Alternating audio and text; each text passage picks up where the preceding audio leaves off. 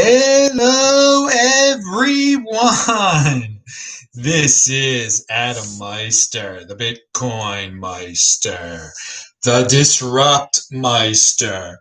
Welcome to the One Bitcoin Show. Today is December the 9th, 2020. Strong hand, long-term thinking. Bitcoin is the next Bitcoin in motion. 5-digit realm. Offended by selling. Buy and hold. This game is not rigged. Compete, don't complain. Okay, it's only the beginning, guys. How you doing today? Hello, my elite friends. If you have questions, I have answers. You can do a super chat or you can type in BitcoinMeister. Get my attention over there. It has to turn a color. If you write an Adam, I'm not going to see it. Follow directions, listening comprehension. All right, watch Sunday's show this weekend. I mean, we had Beyond Bitcoin. We had the Bitcoin Noise show on Saturday where I revealed the next crypto dividend that's out. Watch Saturday's show. It's called Rhombus. And anyway, Rhombus, you can claim it through the crypto dividend airdrop process for a year. So you don't have to rush into it right now. But if you have questions, visit their site or watch Saturday's show. Okay? And this week in Bitcoin, we had the best guests in the space, of course, Benny, Brandon, and Dragon Lord. This Friday is This Week in Bitcoin at 1 p.m. East Coast time, Baltimore time. I'm yawning because of that $18,000, $17,000 correction. Come on, guys. It's expected. Are you down because it got into the 17,000s again? It's in the 18,000s. I mean, come on, this was a dream come true a few months ago.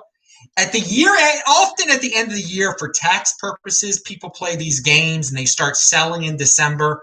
I don't know if that's going on. I don't know if that's the FUD. I don't care. We're in the freaking bull run here, baby. This is the awesome part of the cycle. And yeah, during the awesome part of the cycle of the 210K, the 210,000 block theory cycle, there's some downtown times during the awesome part also. But hey, live it day to day, dude. Take it one day at a time. There are going to be days that it's going to drop. And hey, we might not get to 20,000 until next year. Next year is in what? Freaking 22 days. Pound that like button. That's not long to wait. Come on, don't be impulsive. Scarcity, scarcity, scarcity. Now, so let's talk about China FUD. Let's talk about people love. I'm just seeing. Okay, we got guys in the chat. I'm putting in Tuesday's show. Watch yesterday's show. I just linked to it in the chat. I see people all sorts of people are in there right now. And retweet it, people, so people are watching it live.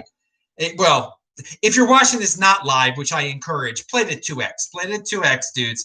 All right, long-term thinking. So China. Let's talk about China real quick here. It doesn't control Bitcoin. Of course it doesn't control Bitcoin. There was a podcast where this guy Mustafa, I believe his name is, he is quoted, and I'm going to read his quotes, which are very informative and are very optimistic for this coming year. Around 60% of the Bitcoin mining machine sales in the past 2 quarters or so have been outside of China and mostly in North America. As we start to see mining operations from North America, we will also start to see more US-based mining pools. All right, I talked about this in the previous show. I'm just putting it out there again for all the people who give me that nonsense about being worried about China. Moving on, it also says Bitcoin mining over the next 1 to 2 years will be more decentralized compared to any of the previous years when mining became a large operation in China.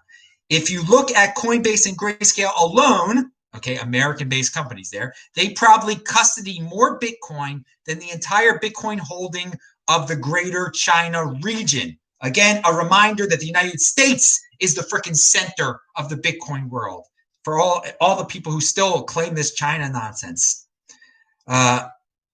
He goes on to say, I think the United States has the most power when it comes to Bitcoin, not China. Yes, that's an interesting way of putting it.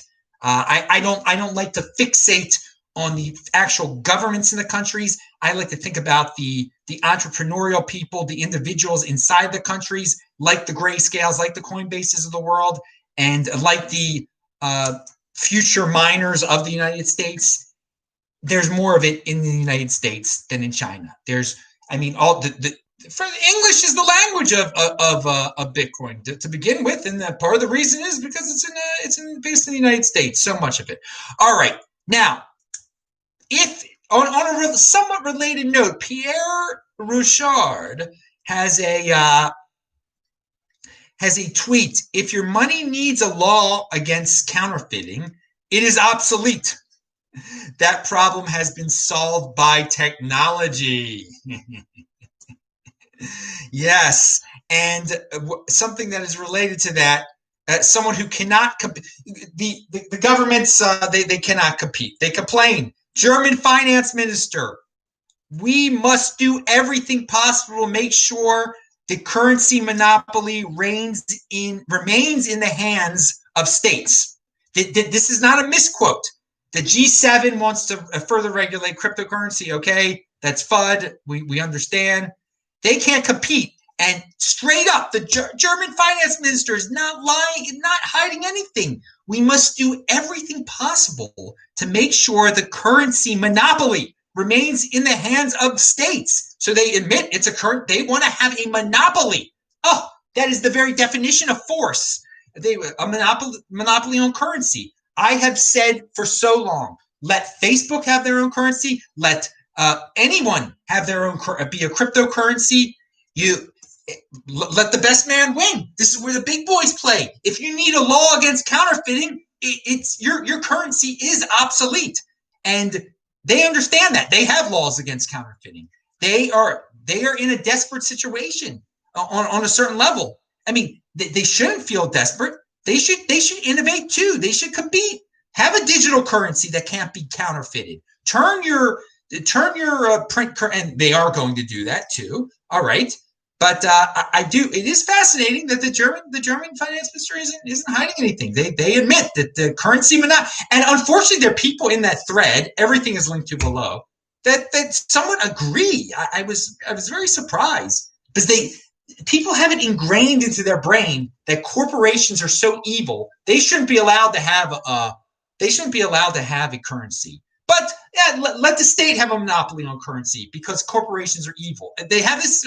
People believe this nonsense, and they're fans of Bitcoin. I don't know how they mesh it all together in their heads. A lot of contradictory stuff, but that's how most people work in this world. They have lots of contradictory thoughts in their head, and they try to twist it around and fit in. And all right, now, so the Whale Panda, he has a great service today provided on his Twitter feed. It's a quick list of FUD. Great service, so I don't even have to talk about it. So the FUD list of today: Stable Act, China banning Bitcoin again, France requiring KYC for crypto to crypto, Mt. Gox coin distribution, the 15th, it won't happen, G7 crypto regulations. There's your FUD for the day. Dudes, it'll all be forgotten soon. Don't freak out. And maybe that's why the price dropped. All those things. Yeah. God, that Mt. Gox coin distribution thing, it never ends, man. It just never ends. There's going to be so much on the market, it's going to crash the market. My Lord, you guys still believe that stuff? And France requiring KYC for crypto to crypto. Great, it's France. It's not the United States. I mean, it's a civilized, big country, wealthy country. I have pointed this out many times, and my stats bear this out. I don't know I've only seen a few people who actually live in France talk about Bitcoin. All right?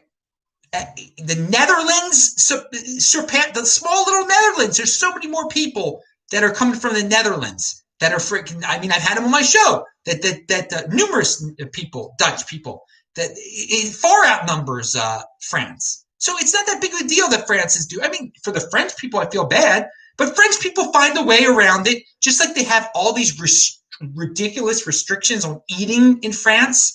So they're traveling to Monaco, and Monaco the restaurant business is flourishing, according to Alistair Milne.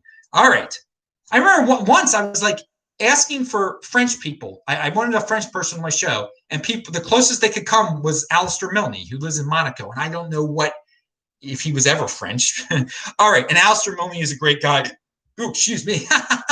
To follow on, I got the hiccups there, to follow on Twitter. All right. I just pounded down a bunch of water right before the show started. All right. So JP Morgan says gold will suffer for years because of Bitcoin. I think suffer is a little harsh, but the writing's on the wall, dudes. Why do you want to get into something that people are even speculating that it might suffer? Why risk it? Why risk it? Bitcoin is changing the gold ecosystem. Okay, is changing the gold paradigm. All right, and can gold adapt? No, it can't adapt. It's just a rock. But there is some base value to it. But why settle for second best? Go for the digital gold. This is the 2020s. It's the freaking golden age. We're not living in Stone Age technology anymore. So yeah, JP Morgan says gold will suffer for years. I don't need JP Morgan to tell me this, okay? I don't need the reassurance. Some people, that'll make them change their mind. Okay, if you need someone from authority like JP Morgan to tell you what to do, I mean, that's your business. That's you're not a unique beast. You're not a unique beast if you got to follow what they're telling you to do. But will it suffer? I don't like the word suffer for a rock. It's not what all the gold bugs have dreamed of happening to gold. Bitcoin is living gold's dream. Pound that like button. That's a nice positive way of framing it. All right, 10 CoinDesk predictions for 2021. The best one it's linked to below. The best one, the one that I like the best, most of it's just noise. Number 6, traditional hedge funds and family offices rushing into crypto. So yeah, it was 10 CoinDesk predictions for cryptocurrency in 2021. That's the one I agree with the most. And I would put on my prediction list if I do a 2021 prediction list. Traditional hedge funds and family offices rushing into crypto. I see that definitely. And some people will say, well, it's already happening this year. Well, it'll be bigger next year. Now, I'm going to talk about the medical situation here in the United States. Roman Q says, now that PayPal offers quote unquote Bitcoin, do you think the next stimulus check will have a bigger impact on price? Very interesting observation. It won't hurt. It will be easier. There will be more people using their check to buy what they think is Bitcoin. Okay, I advise people to do it the right way and not do it through PayPal. But because that option is out there, there will be more people using their check, converting to what they think is Bitcoin, and unfortunately, Litecoin, Bcash, and the other one, Ethereum, which are also fakely sold on, sort of sold on that platform, on the PayPal platform. Of course, those of us in the know, the long-term thinkers back on March 12th, we already spent that check before we got it because we knew the checks would be flowing to us when Bitcoin crashed below 4,000 for a few seconds on that date. And some of us bought 2 Bitcoin on that date. Pound that like button. All right. Now, I bought it over two days, whatever. It wasn't a good 2 days. It was March 12th and the 13th. But yeah, I'm getting my reimbursement from the government. They'll send me a $1,200 check for that I already spent on Bitcoin when it bought me a lot more Bitcoin than you can buy with it now. But hey, it's never too late.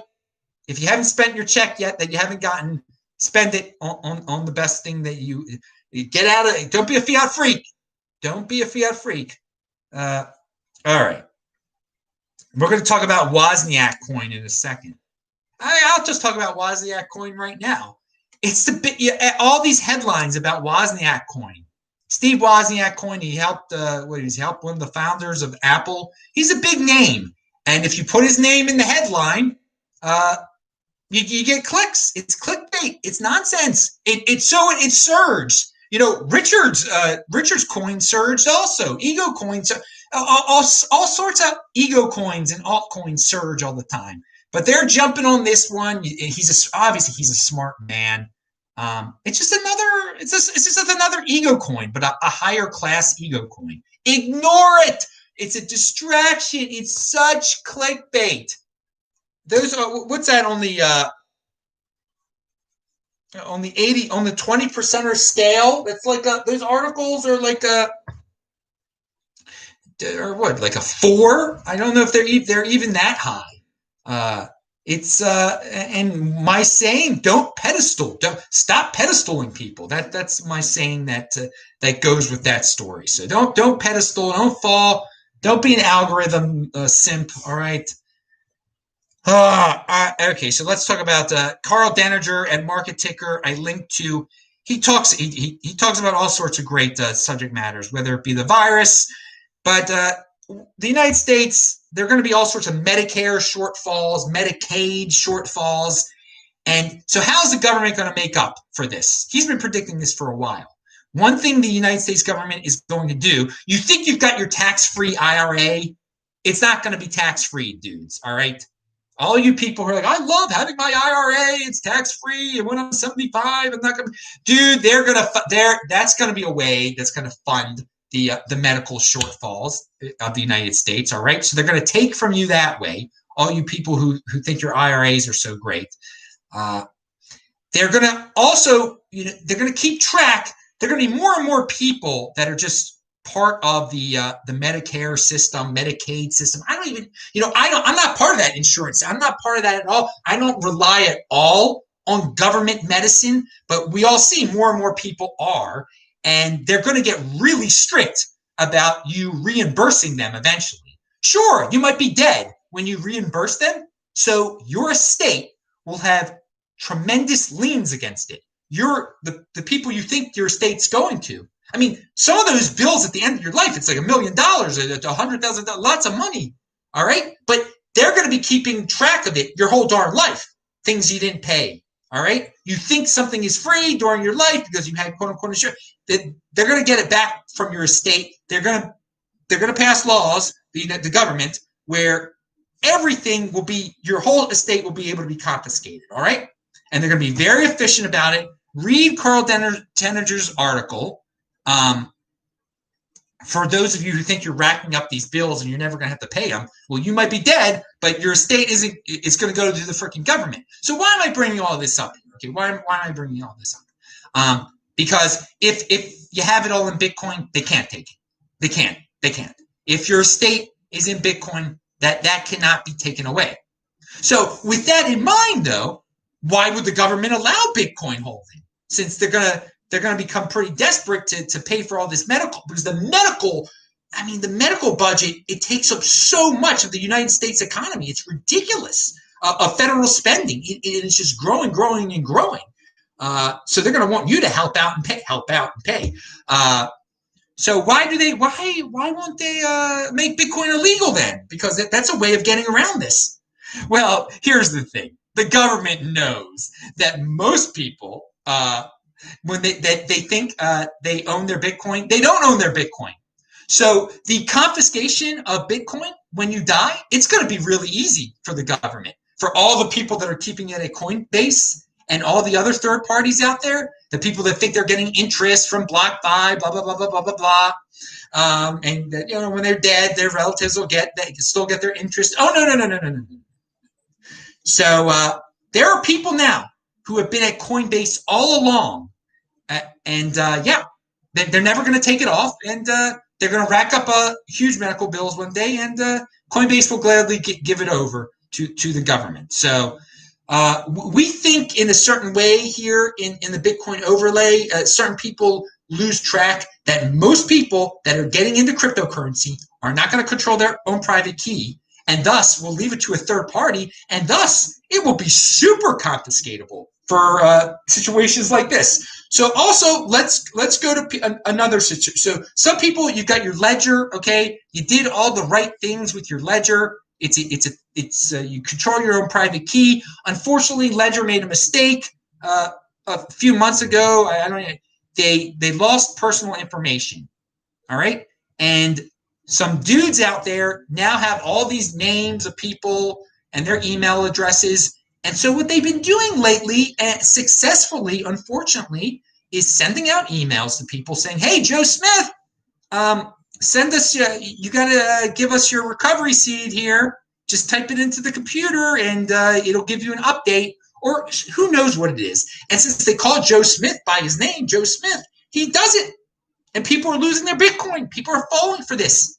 So Matt Odell has a tweet that reminds us, warn your crew and remind them of proper seed phrase, secret backup words, best practices. Store offline. Only enter directly into Ledger, not your computer. All right, and that's the same thing with the Trezor. Never, ever enter your recovery seed into your computer. You can do it on the device. That is safe. So, and so for all the people that are freaking out, there is nothing wrong with the hardware itself. All right, there's nothing wrong with the Ledger hardware. People like immediately ask Matt Odell that in the thread. No, there's a scheme, an email scheme out there where they're tricking people to enter to make their own mistake. That is the easiest way of attack for all the people who like to go crazy about, they're going to develop a way to break into the hardware wallet, this, that, and the other. No, that the scammers of the world, it's so easy. You just send out an email and ask for the freaking recovery seed. Dude, that doesn't take any technology at all. Once you have those 24 words, bam, you got it all. Ugh, unfortunately, for the people who fall for it.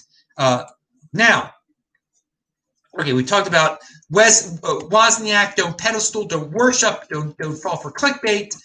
We're going to go to the Dan Tapiero thing in 1 second. Satoshi, not going to FOMO. BitcoinMeister, if they mandate the vax in order to board a plane, train, bus, how will you travel in the future? Did you watch yesterday's show? This was asked of me yesterday. Please watch yesterday's show. What state would you rather be stuck in? I would rather be stuck in Florida or Arizona or a state that does not currently mandate masks. There's 12 of them right now, South Dakota. Dude, the way I will travel around the United States, I mean, I can rent a car. They're going to be not all the states are going to do this. You understand. The main concern right now is international travel. So what I see as a big possibility for the next year or two after the vaccine, I do think it's quite possible that international travel will be strictly restricted if you do not take the shot. And I just will not go international. I just will not do it. I refuse to freaking do it. Over time, it'll go away. But state to state plane travel, I don't really see that being a problem inside the United States. If it is, again, I'll go on the bus. If you can't get on the bus, I mean, compete, don't complain. Some of these bus companies aren't going to go with it. Some of these plane companies won't. Now, if there's a federal mandate from Biden or something, okay, that's a different story. But I can always rent a car. I can always buy a car, okay? Trust me, I can afford to buy a car. I can buy a car and drive to state. They're not going to have like a border check. If you've got your certificate, papers, please. It's not going to get to that level. But I mean, bottom line, yeah, I think it's quite reasonable to think that I may never go to Australia again. I mean, at this pace, God willing, that Australia in the next century comes back to sanity and doesn't require you to have a piece of paper that says you got some shot. First of all, everyone, if you've had the stupid virus, it's the same thing as having the vaccine. It's the same thing. So logically, and most countries aren't logically, if you could prove you've had it, they should be able to let you in the darn thing. And who knows if I've had it? I mean, I'd be willing to take a test. I'm not paying for it to show if I have antibodies or whatever. That's the same thing as being vaccinated. Most people don't realize that because they're living in a panic prison. Most people don't think when it comes to this thing. So I'm very willing not to travel internationally and not to get on a plane for years if need be. I'm not getting the stupid, untested shot. I'm not getting it. I'm not. Do I get the flu shot ever? No. I don't fall into any at-risk categories for any of these stupid things. Okay, so I've never gotten the flu shot, and with that same, it's not like I'm changing the way I am because I'm, because I don't like the panic prison that's out there that surrounds this mass movement. No, this is the way I've always been. I'm not getting a flu shot ever, and I would never get this thing because I'm not at any risk. And there's more risk for me getting some weird poison put into me because it's a form of poison that protects you. And I mean, I'm not going to something untested injected into my blood. I mean, into my veins. It's just ridiculous when there's no risk at all. No risk at all for someone like me. Personal responsibility is a new counterculture. We were just talking about health. If you don't want to worry about getting on the government dole and owing the government a lot of money for your medical services, it's really simple, dude. Eat healthy. I eat an onion every freaking day. But most people, they just shove their pie holes full of McDonald's nonsense, and then they complain and want people like me to be locked in my house. I mean, just such pathetic creatures we're living with in this world today. It's really sad. These screaming Karens, these morbidly obese Karens. And it's like you can't even talk about the elephant in the room. Sometimes these headlines, they'll show these morbidly obese people who've died young from the virus, and they can't even mention that they were morbidly obese. I mean, and it's so pathetic how obvious it is. It's the elephant in the room. So I'm going to keep talking my talk here. We can't compromise and be nice with these people who are trying to scare everyone. You speak the freaking truth. Don't try to be politically correct, but you're on the defensive when you start to be politically correct about it. So yeah, it's a bunch of fat people dying from this thing, and completely unhealthy people who haven't taken care of themselves. And yes, a few people who are responsible are getting sick also. It's the same with any disease that's out there, but you don't have the mass media the mainstream media covering every single freaking disease that's out there and showing the rare cases of the people who have long-term effects from every single disease, or the rare cases of someone who's totally healthy who died from a regular disease out there. Okay, it happens every year. It's called life. It's called there's 7 billion people on this planet, and a lot of things can happen when you have such a large sample size as that, and you can freak out and fixate on the 1 in 7 billion person that something really bad happened to, or you can freaking live your life in the Bitcoin overlay and say what you want to say and be healthy and run every single day. I'm outside every darn day, and I am proud of it. Pound that like button. I don't run every single day because that could, it's not healthy to run every day, but being outside, athletic activity every day is great, and that's what I do, and that's why my weight doesn't change through all the years. Okay, going back here. Yeah, BTC is the ultimate FU money.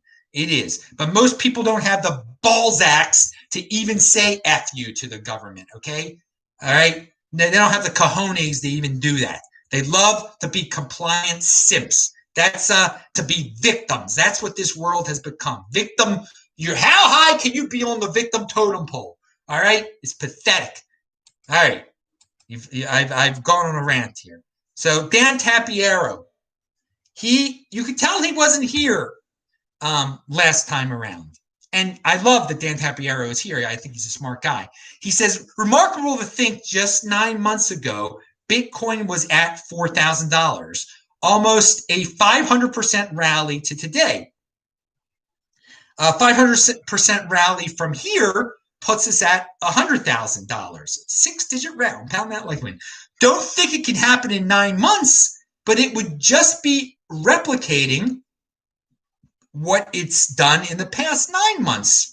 Hard to grasp a market growing so fast. Well, dude, let me break down your 500% rally, okay, to a 5x. Let's just make it real simple. 5x rally. Back in November of 2016, Bitcoin was $700. It then 5x'd to about 3,500 in less than a year in August of 2017. And then in less than 4 months, it then again 5x'd from 3,500 to 17,500. So, dude, it's happened before. It can happen again. The 5x thing, it's real, dude. It's real now. So I like to temper my enthusiasm. I don't like to go crazy about 6-digit realm. But yeah, 9 months from now, it's not. We lived through it already. I just gave you the examples of how fast it happened the last time around. And when it was $700 in November of 2016, for you to say it's going to be $19,000 in about a year, I would have been, you're freaking crazy, dude. But it happens, and to live through it does put that little bit of, I won't say, hard to grasp. It's not hard to grasp for me. It's not hard to grasp for me. A market growing so fast because I already lived through it. So, okay, and quickly, Bitcoin Magazine has an article, 24 Bitcoin projects and companies of 2020. Not surprising, of course, it better be on there. Is MicroStrategy, but there's some other dudes that have actually been on my show before that are on there. The Swan Bitcoin people, so you can read it.